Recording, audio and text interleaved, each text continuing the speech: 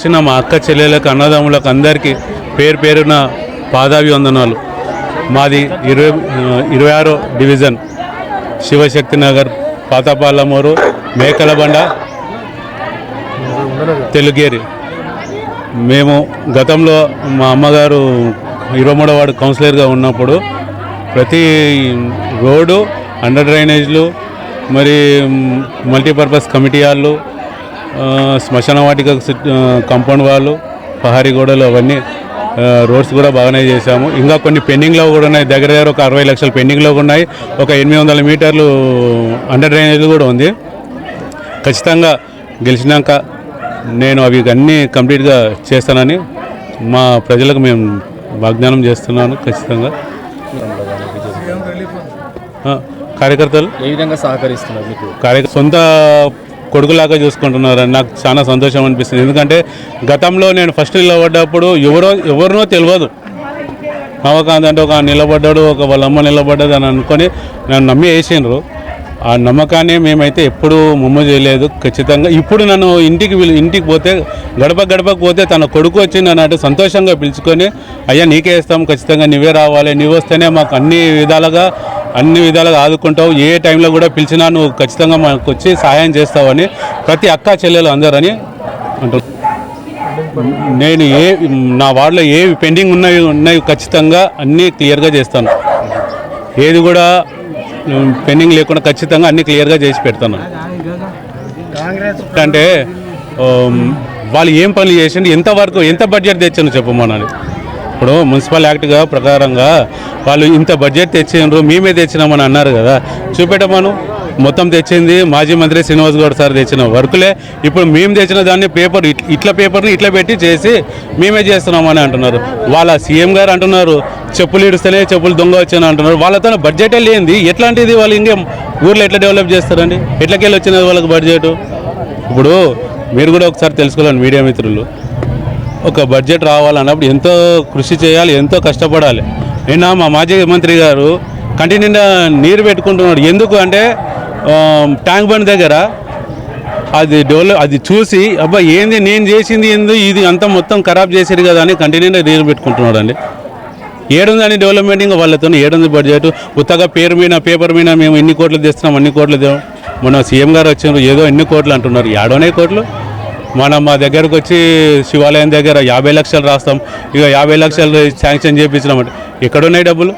నేను తెచ్చిన 40 లక్షలు శాంక్షన్ అయినవి అవి తెచ్చి దానికి ఒక 10 లక్షలు ఏదో నా దాంట్లోకి వెళ్ళి దీనికి దాన్ని కలిపి 50 లక్షలు అంటున్నారు. మళ్ళా ఇప్పుడున్న లీడర్లు బెదిరిస్తున్నారంట, మాకు ఓటు వేయకపోతే మేము కమిటీ వాళ్ళు అది చెయ్యము అది ఇదని.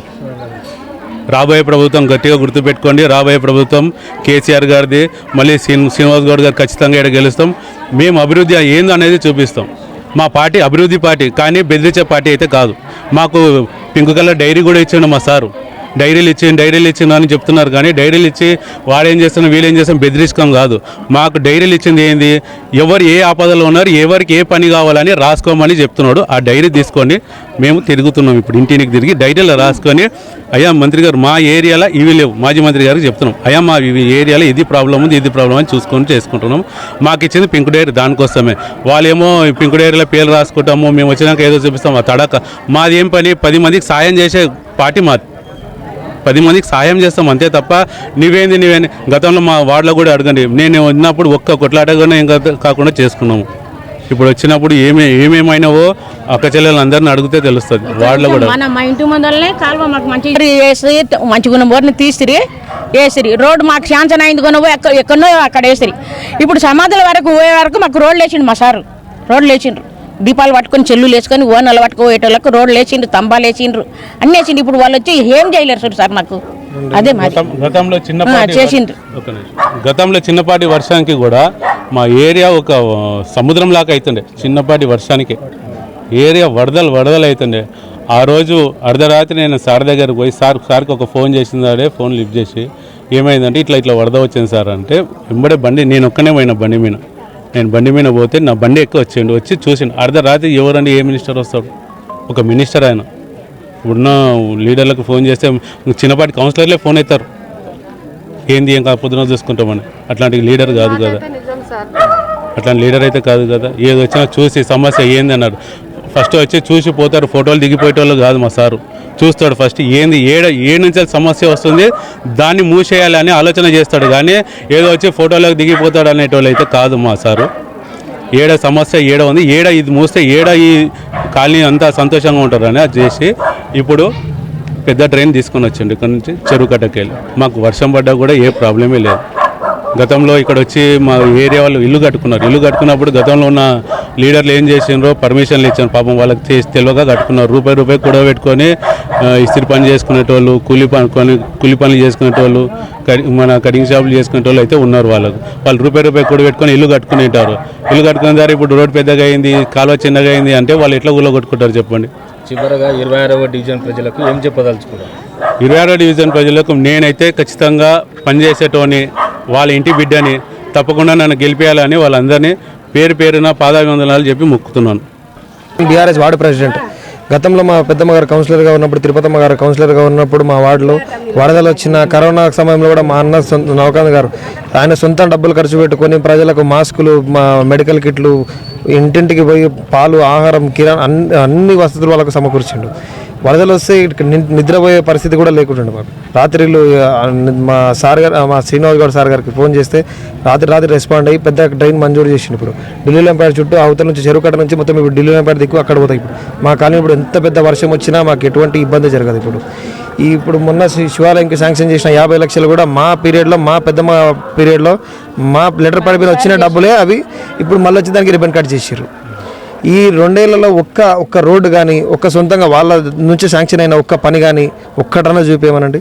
మేము శాంక్షన్ చేసిన మా 800 మీటర్లు ఇంకా పెండింగ్లో పెట్టి మమ్మల్ని చేయనీయకుండా, మా వెంబడి ఎవరైతే తిరుగుతున్నారో కార్యకర్తలను వాళ్ళ ఇంటి ముందర పని జరగనీయకుండా వేధిస్తున్నారు. ఖచ్చితంగా ఒకటే చెప్తున్నాం, మళ్ళీ గెలిచేది శ్రీనివాస్ గౌడ్ గారే. ఈ డివిజన్లో గెలిచేది నవకాంత్ అన్న జెండానే, బీఆర్ఎస్ జెండానే ఎగురుతుంది. ఖచ్చితంగా పెండింగ్ పనులన్నీ కంప్లీట్ చేస్తాం. 24 గంటలు మా అన్న పబ్లిక్ ఎప్పుడు అండగా ఉంటాడు. ఏ మంచి చెడుకు అన్నిటికీ అందుబాటులో ఉంటాడు.